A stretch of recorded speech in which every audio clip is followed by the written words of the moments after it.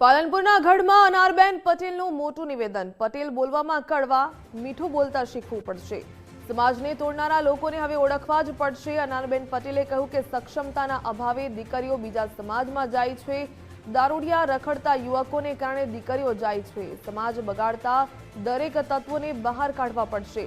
અત્યારે ઘર ઘર નેતા છે, ઘરે ઘરે બધાને મોટા થવું છે। ગઢમાં સરદાર પટેલની પ્રતિમાનો અનાવરણ કાર્યક્રમ હતો, ત્યારે કાર્યક્રમમાં ખોડલધામ ટ્રસ્ટના આગેવાનો પણ હાજર રહ્યા હતા। આપણે સમાજને ના તોડીએ, આપણે સમજીએ કે સમાજને તોડવાવાળી વ્યક્તિઓ કોણ છે અને કોણ કેવી રીતે એની વચ્ચે ભૂમિકા ભજવે છે।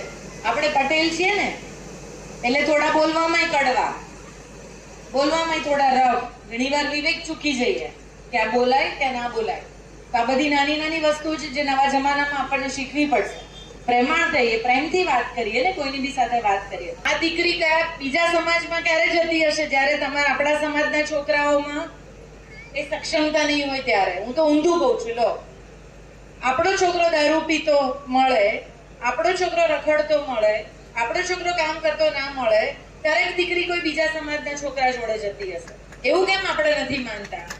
એ કેમ અંદરથી નથી આવતું? દરેક વખતે દીકરીઓને સલાહ કેમ? હું બહેન છું એટલે નથી કહેતી, પણ સમાજ બે પૈડા સરખા હોય ને એની સાથે ચાલે છે। એટલે હું બહેનોને ખાસ કહીશ, બહુ મોટી સંખ્યામાં આજે અહીંયા છો, અને બહેનોને ખાસ કહીશ, બહેનો આપણે જો ચલાવ્યું ને તો સમાજ બધું જ ચલાવશે। આપણે ના ચલાવ્યું તો આગળ કઈ નહીં ચલાવે। અમે બી બહાર ફરીએ છીએ, શું અમને તકલીફ નહીં પડતી હોય કામ કરવામાં?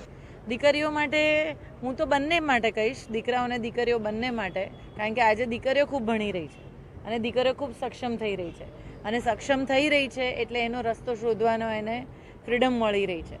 તો દીકરીને એટલું કહીશ કે દીકરી વિવેક અને મર્યાદા રાખે, અને દીકરાઓને એટલે કહીશ કે આજની દીકરીને પહોંચવા માટે તમારે સક્ષમ થવું પડશે।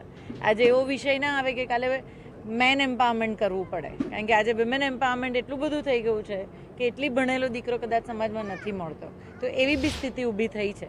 આજે ગઢ ખાતે સરદાર પટેલ સાહેબનું પ્રતિમાનું અનાવરણ કરવામાં આવ્યું। તેમાં આનંદીબેન પટેલના દીકરી બેન શ્રી અનારબેન હાજર રહ્યા, જેનીબેન ઠુમર હાજર રહ્યા, રાષ્ટ્રીય અધ્યક્ષ લાલજીભાઈ પટેલ, કિરીટભાઈ પટેલ પાટણ ધારાસભ્ય શ્રી હાજર રહ્યા, અને ગ્રામજનો હાજર રહ્યા। અને આજે ગામમાં એક ઉલ્લાસનું વાતાવરણ બન્યું, અને ગામના દરેક જ્ઞાતિના લોકો હાજર રહ્યા, અને સરદાર પટેલ સાહેબને જે વિચારોને વળગી રહેવા માટે આહવાન કરવામાં આવ્યું, અને લોકોએ પ્રતિજ્ઞા પણ લીધી કે અમે સરદાર સાહેબના વ્યસનમુક્ત અને સરદાર સાહેબની એકતાને, અખંડતાને અમે ધ્યાન પૂરેપૂરું રાખીશું।